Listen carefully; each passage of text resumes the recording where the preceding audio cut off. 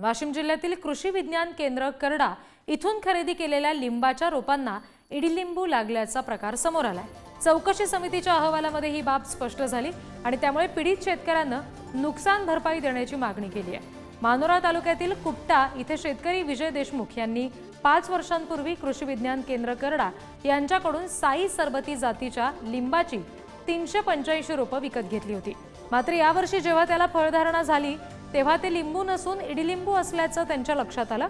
5 ते 6 लाख रुपये खर्च करून मोठ्या मेहनतीने 5 वर्ष त्यांनी ही बाग सांभाळली आणि झाडं मोठी केली, पण आता या झाडांना इडलिंबूची फळं लागत असल्यानं देशमुखांना मोठा धक्का बसलाय।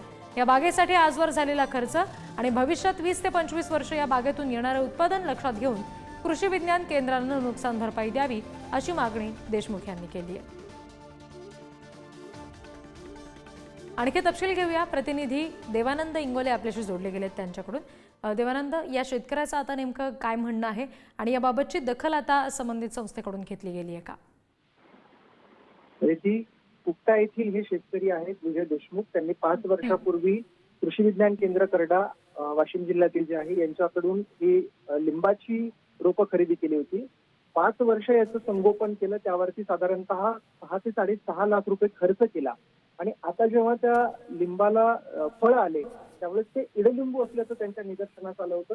त्यांनी त्यानंतर कृषी विज्ञान केंद्राकडे तक्रार केली, त्यांनी याची पाहणी केली, मात्र त्यांनी ते मान्य करायला नकार दिला होता। त्यानंतर त्यांनी कृषी विभागाकडे तक्रार केली, कृषी विभागाने एक समिती नेमली होती। त्या समितीने आता पाहणी करून एक अहवाल दिलेला आहे। त्या अहवालामध्ये स्पष्ट झालेलं आहे की ही लिंबाची नसून इडलिंबूची झाडं आहेत।